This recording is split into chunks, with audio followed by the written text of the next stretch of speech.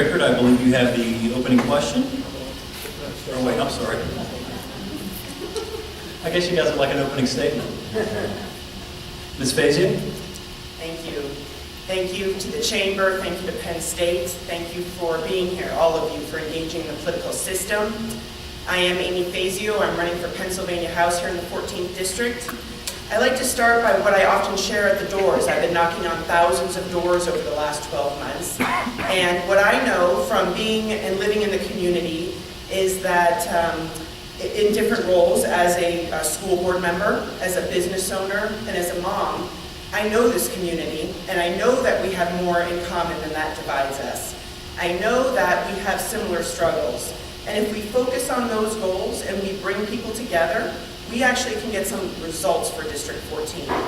Things that matter to most of us, and most of us agree that fixing roads, funding schools, making sure we have access to health care, investing in the middle class is the best and most direct way to grow our economy. I'm ready to work hard for hardworking families, and I look forward to talking more about the issues here. Thank you. Mr. Marshall? Thanks, Scott. Thank you all for attending. Thank you to the Chamber. Thank you to Penn State for hosting. Grateful to have served in the 14th District. Grateful to be part of this community, part of the community that I was born and raised in. Certainly glad to serve here. And I've worked hard for Beaver County and the 14th District for a dozen years. I've delivered, I've brought funding for our education and for our transportation needs, and I look forward to continuing. Thank you. And now, Mr. Bickert, you have the first question. Thank you. Ms. Fazio, the opioid and heroin epidemics have been well chronicled and discussed in our region. In addition to the impact it is having on the individuals and families of those addicted, it is significantly stressing first responders, many of whom are administering Narcan to the same individuals multiple times. There are some restaurants that are locking their restrooms to the public due to overdoses. What do you say to those who believe there should be mandatory treatment or incarceration for anyone receiving Narcan for the third time? And what else should Harrisburg be doing to address the issue? Thank you. As we know, the opioid crisis hits us very close to home and is a very serious issue that's affecting our entire community. We have to have a multi-pronged approach to helping families and individuals dealing with this crisis. We do have to look at treatment options. We have to be on the cutting edge and make sure folks have health care that include mental health and opioid treatment, and that it's extensive enough, and with the in serving best practice and making sure that we can actually support people throughout the entire process. Most importantly, we have to provide folks hope. Right? We have to work with the industry, the medical industry. We have to work with doctors to crack down on the supply, but we have to offer folks hope. We have to offer them communities and job opportunities that provide them a pathway out of the crisis as well as the treatment that they need. Thank you. Mr. Marshall? First and foremost, we need to educate our children in the schools. We need to educate our first responders and parents. It is a multi-pronged approach, and education is key to that. We have to make sure that we have recovery in place to not only detoxify, but we have to have a full recovery for everyone that has this unfortunate addiction. We need to clear that up right away. Ms. Dukievich, you have the next question. Mr. Marshall, Pennsylvania has the largest and most expensive full-time legislature in the country, with only California having higher base pay. There is another bill pending to reduce the size of the House from 203 members to 151. Would you support such a move if re-elected? And in general, do you support an impartial redistricting process when districts are redrawn? Should the bill pass and subsequent referendum be approved by the people of Pennsylvania? Okay, two-part question. The first part, absolutely, I support reducing the size of the House. That's our goal. That's the bill that we voted on already, that I voted for. Reducing the size of the Senate, I don't believe is a priority, but certainly reducing the size of the House. We can get that done. And what What the bill would do is would put it on the ballot so that citizens can make that choice. And I think that we owe that to residents of Pennsylvania to share their view and to vote accordingly to reduce the size of the House. And redistricting, we need citizens to be involved. We either need a citizens commission, we need a hybrid, we need some type of a plan to make sure that the residents of Pennsylvania feel that they can trust Harrisburg and to make sure that they can feel part of the election of their representatives. Ms. Fazio? So thank you. This plays a lot into government reform. Thank you for the question. And I know I only have a minute here. Here's the thing about the position of state representative, right? I would be happy to look at reducing the size of it, but what is the job and what are the results we're supposed to get? That's part of that conversation. And the goal of this position is to be low to the ground, right? To have fewer constituents so you get to know them.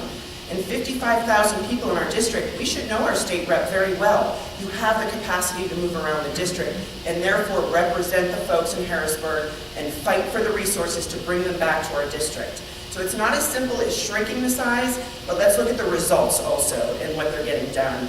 Redistricting needs to be reformed, it needs to be dealt with, and I look to leaders who fight for it, not just sign up on a piece of paper, but actually advocate and fight their own party, as well as other politicians in the legislature to get it done.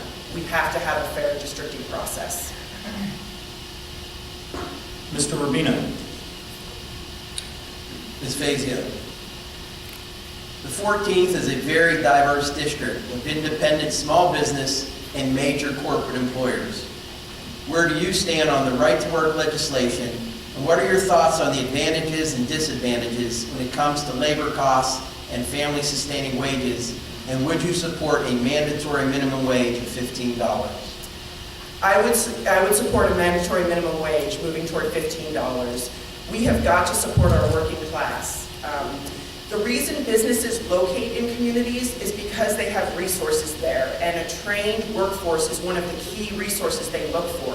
When we underfund schools and we don't provide labor the right pathway for advanced training and livable wages, we shoot ourselves in the foot, and it's going to be harder to recruit the businesses to move and relocate here in families. So right to work is critical. We have to support our laborers, not just in the building trades, but all union labor. Mr. Marshall, your response? I would agree. I don't support right to work because I think that it goes after the core of our working Pennsylvanians. The members in the building trades and all unions are working a skilled job. They're working with in a safety-minded, top priority of safety and drug-free. And I think that our building trades especially and unions need our support. They certainly support our communities and our nonprofits. I don't support the $15 minimum wage. I think it's going to drive jobs out. I think that too many businesses that I've talked to said if we have to pay more per person, then I'm going to have to let people go. I think it's going to drive jobs away. I think we'll have automation taking over jobs, and I don't think that's the right direction to go. Mr. Vickert, you have the next question. Mr. Marshall, Beaver County has 14 public school districts. Nearly all of them have seen enrollment declines for decades, and they're struggling to provide robust career paths for their students. In addition, residents seem to be choosing alternative educational options, evidenced by the rapid growth of places such as the Baden Academy, Beaver County Christian School, PA Cyber, and Lincoln Park. What solutions would you bring to Harrisburg to change the educational system in the 14th district and bring greater opportunities and educational excellence to students? And what are your thoughts on school choice in general? The school choice question, I think that I don't believe in a tuition per se to give to every person to decide what school district they're going to send their children to. I think that they should live in the school district that they plan to attend. But having options is important too. I think that non-traditional public education has enriched the lives of families in the area. They've seen that their students excel when given the choice to go somewhere that they feel in their heart's best for them. There are many ways to solve the education issues you spoke of. It starts with collaboration, and we're doing that now. At the intermediate unit, I've attended business manager meetings and superintendent meetings where individuals, business managers from every school district, included Lincoln Park, go there and collaborate together. The intermediate unit helps the struggling school districts. I've considered a proposal to increase the abilities of the intermediate unit even more by letting them to administer school districts in their area as well. There's options where you could have more of a magnet high school and still keep the neighborhood elementary schools, which I think are essential. In no plan would I support closing buildings and removing teachers. I think that's critical to keep our teachers there, classroom sizes as small as possible. Ms. Fazio, your response? Thanks. I'm running because I believe we can do government differently, and I think our schools are a great example of that. I am for public education, all forms of it. I do think we have to collaborate with the cyber schools, since that is in District 14 directly. We have to help the bricks and mortar buildings along with the cyber figure out the best of both worlds and have an opportunity to increase funding overall. We have increased funding the last few years, that is true, but we are still making up the deficits from the 2010 budget that my opponent voted for, and the increases are not keeping up. As a school board member, I can tell you that with fracking in my neighborhood, we are still passing $700,000 deficit budgets. The impact fee is not helping New Brighton, I can tell you that.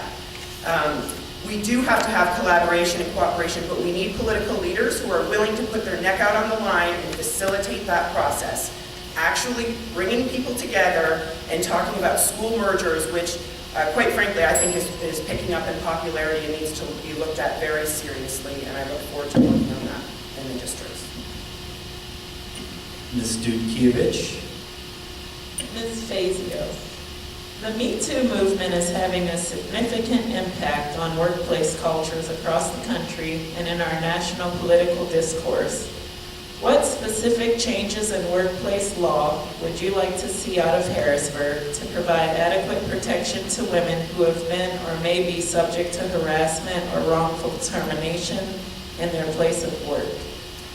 Well, we have to create, thank you for the question, and the Me Too movement is certainly leading to some very robust conversations about how we can give equal access and equal opportunity to women, because we know that that is not true. We know that women make less than men, 76 cents on the dollar. We know that promotions are less available to women. We know this to be true, and we have an obligation to provide, to level the playing field and make the opportunities equally available to women as men. So we need to look at legislation and fair employment practices that prevent and penalize discrimination for discrimination around sex. Mr. Marshall? Thank you. Well, there's no room for hate, and I certainly believe that anything that we can do to prevent all employees from any type of harassment in the workplace is essential. I think that everyone should be able to go to their workplace and feel that they will be treated fairly, treated equally, and treated safely. And I'd be glad to have voted for legislation, whistleblower legislation, to help those in the workforce to report any wrongdoings by their employers. Mr. Rubino, you have the next question. Mr. Marshall, while employment opportunities from the construction of the cracker plant and ancillary development has grown significantly, the pending closures of Bruce Manfield Power Plant and the Beaver Valley Power Station would be two big steps backwards for family households in your district. What, if anything, can be done in Harrisburg to either save those jobs or lessen the impact of the closure, especially on local human service agencies? Well, as far as the cracker plant and other opportunities, we're just beginning to scratch the surface. I think that employment opportunities will be limitless in the near future. As far as the Bruce Mansfield plant and Beaver Valley, I've toured both. I've been there many times. I joined the first and only nuclear caucus in America. It's the only legislative nuclear caucus. We've had meetings all throughout the summer. We know what the issues are. We've worked with labor, we've worked with management. This caucus is preparing a report for the General Assembly. We are going to make sure that everyone in the General Assembly is aware of not only ours, but 3 Mile Island and every possibility of any nuclear plant in Pennsylvania closing. We are going to work to find whatever issue we can to resolve it. There's many options out there. It could be a carbon tax credit on the coal and the gas companies. It could be a subsidy based on a carbon-free footprint. But there will be options available, and the nuclear caucus is the head of the spear on this issue. Ms. Fazio? Thank you. Here's my concern. We have this great opportunity in this area, and I don't feel like we have the best negotiators at the table. All I ever hear about is how these businesses won't come or won't locate here. The reality is Bruce Mansfield is a great partner, and certainly the Southside parents, concerned parents group who are fighting very hard to raise awareness around the issue so we can generate some public support to negotiate and keep that nuclear power plant here and open. We need to go bigger though. We need to look at our energy portfolio, right? And we need to make adjustments to that and the requirements so that we have a diversified energy plan for the entire state. We cannot put our eggs all in this basket. I fear we're doing the same thing we've done in the past, and we've got to diversify today to protect our economic future of tomorrow. Those are some of the priorities, and I think if these businesses that are going to go away the minute we stand up for ourselves, those aren't the partners we're looking for, and I believe with the right level of negotiation skills, we can actually get them to see that helping us is in fact helping their profits and their people as well. Mr. Bicker, you have the next question? Ms. Fazio, according to the National Education Association, public education across the United States on average is funded 8.4% by the federal government, 46% by state government, and 45.6% by local government. In Pennsylvania, however, the federal government funds 7.9%, which is 0.5% lower. The state funds 35.2%, which is 10.8% lower. And local government, through property taxes, funds 56.9%, which is 11.3% higher. Our neighbors to the west in Ohio get a similar level of support, 7.8%, but the state supports education more than 9% higher than we do in Pennsylvania. Why doesn't Pennsylvania have a more equitable ratio between state and local funding versus the U.S. average and our neighbors in Ohio? And what would you propose to alleviate the burden being placed on local property taxes? Yeah, great question. So Pennsylvania ranks 47th in the country, as you pointed out, for the amount of money coming out of the state capital to fund education. That's pretty low. And what we see as a result is the burden falling on the homeowners. The problem with that, of course, is that then districts and communities look very different from one another. And in fact, we're not pulling kids up equally among all of District 14. I've been, as I've said, been knocking on doors, and I can tell you that people are very concerned and disappointed with the services they're getting at schools and this upside-down tax system. We have to take money and have companies and corporations pay their fair share. I understand incentives in bringing businesses here, but at some point we have to have money moving into Harrisburg, grow revenue by bringing in businesses, and fund education much more equitably to get the results we want. I remember a time where my father-in-law taught at New Brighton for 34 years. Teachers were revered and respected.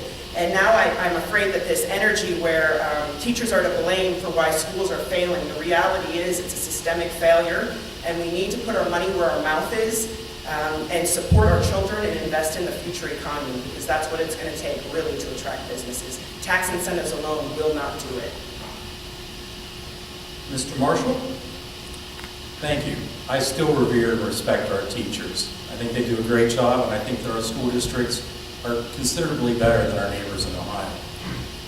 I think that we need to do everything we can to educate our children, and it is a difficult burden to rely solely on property taxes, especially for our senior population. You know, I've supported legislation that would cap or freeze property taxes for seniors at a certain age and a certain income. Unfortunately, we couldn't get that through the House. It takes 102 votes to get that type of legislation or any bill through.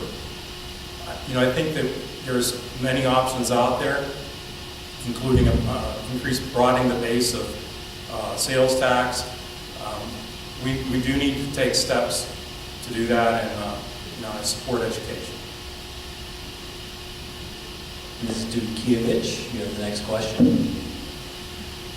Mr. Marshall, many of our downtown communities, particularly in the historic riverfront towns, were built over 100 years ago or more.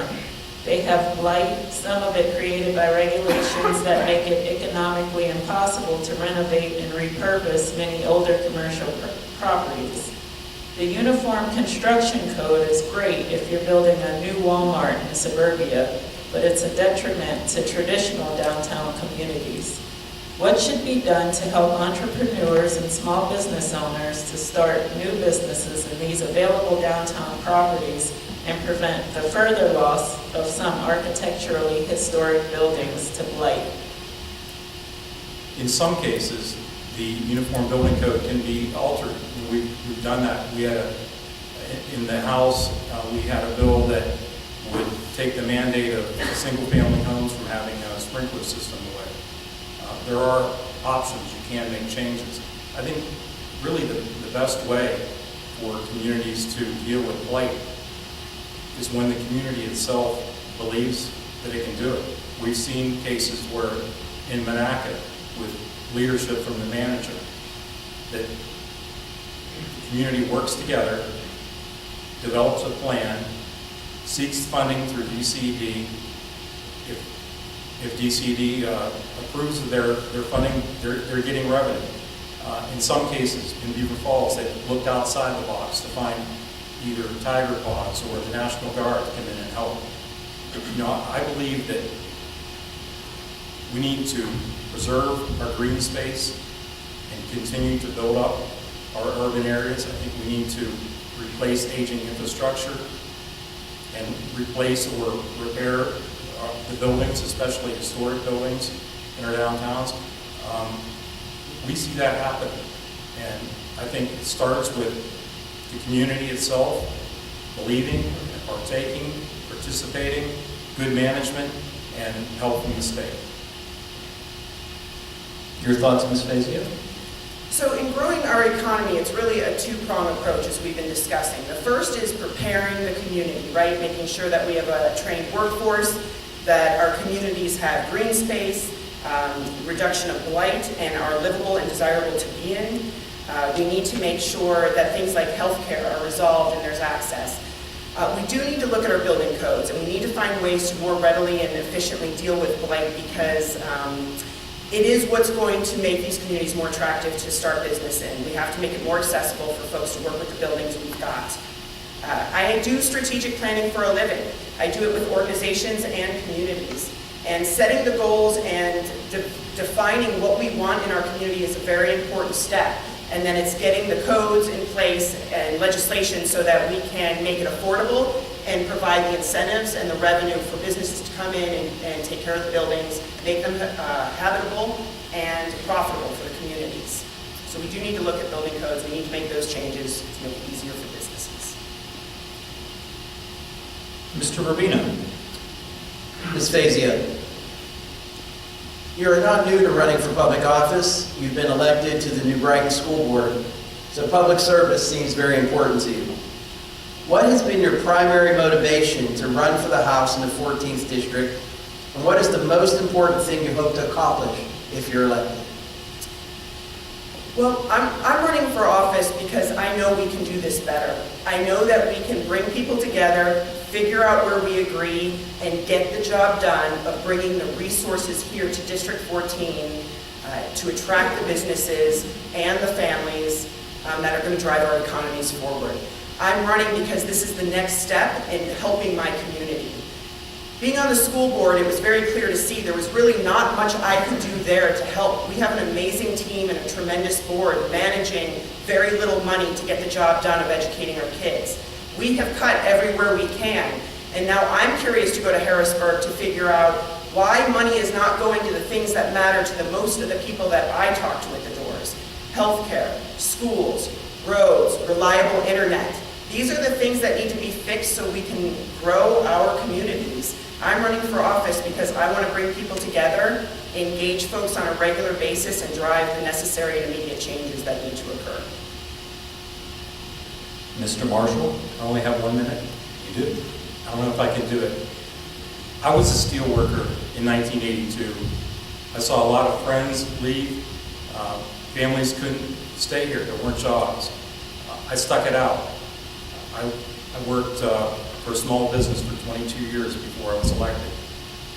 When I ran for office, I wanted to be able to say that I could make Beaver County better, and I could help to bring those families back. I mean, that's the most important thing. We need our families here at home. We need to have those families come back, and we need to make sure that our younger families' children won't have to leave like our generation did. So we need to make sure that there are quality jobs here, family-sustaining jobs, which I've been part of, and make sure that the area is better than it was when we were the Rust Belt. Thank you. So, Mr. Marshall, the critics say that you're too unassuming and fly under the radar in representing the 14th District, and therefore ineffective in representing the district's needs. What do you say to those critics? And what do you feel your major accomplishments have been over the past 6 terms? Well, I say that we have 2 ears and 1 mouth for a reason, so I listen. I mean, that's the best way to get information. I collaborate with anyone that's willing, the Senate, the House, across the aisle, our counties, county commissioners, townships, work well with them. You don't have to go out and lead the band. You know, it takes everyone. I like to, sure, I'm quiet, unassuming, but I'm backstage making things happen. And I've been leading with transportation funding coming to Beaver County. If $29 million for Freedom Road, many other road projects, Smiths Ferry Road, which was in desperate need. We have a meeting with PennDOT coming up on the landslides that they've been dealing with. There's a potential we could lose another road, 68 in Midland, just like they lost 30 in Pittsburgh. Every time PennDOT says no, I say yes, we can.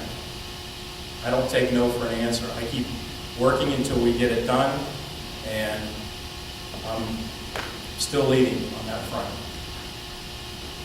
Ms. Fazio? I don't think we're getting it done. I'm not seeing it changing.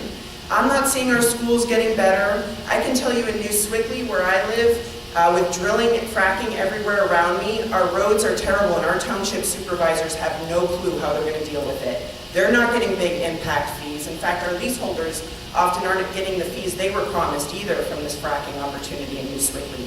We need to send to office shrewd negotiators who are going to fight for us. This is not about being nice. This is about getting results. And collaboration is a skill set, and I really do appreciate that as a value, but it takes specific skill, and it takes valuing yourself and not just saying, gosh, we can't tax them because they won't come. There are partners, these businesses who want to move here.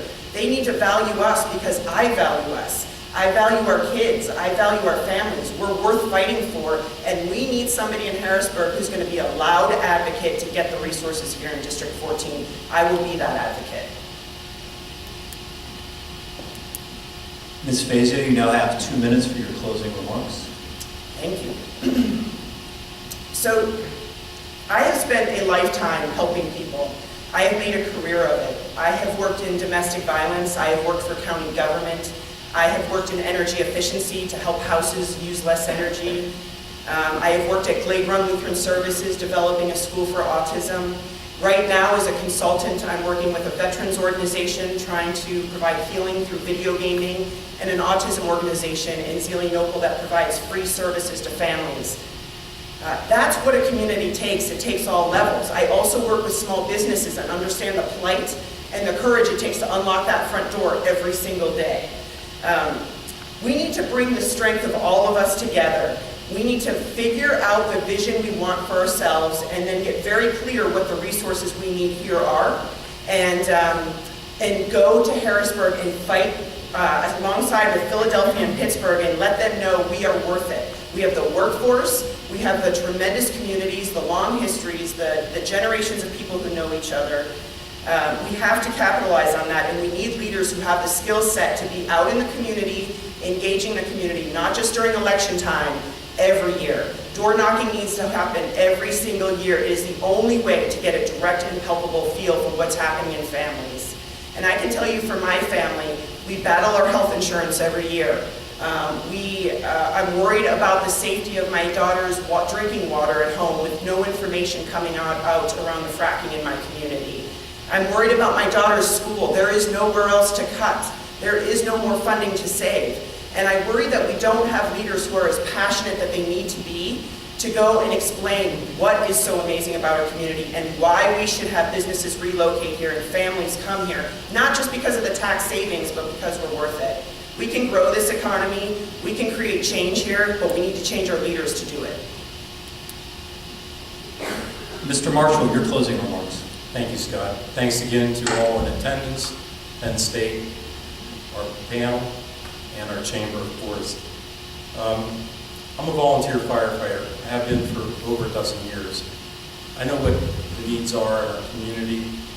I've served on council in our community, and I've served in the General Assembly 12 years.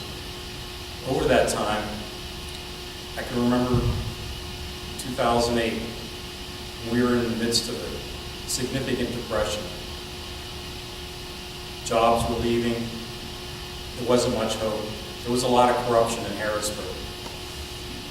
I helped lead on reforming Harrisburg.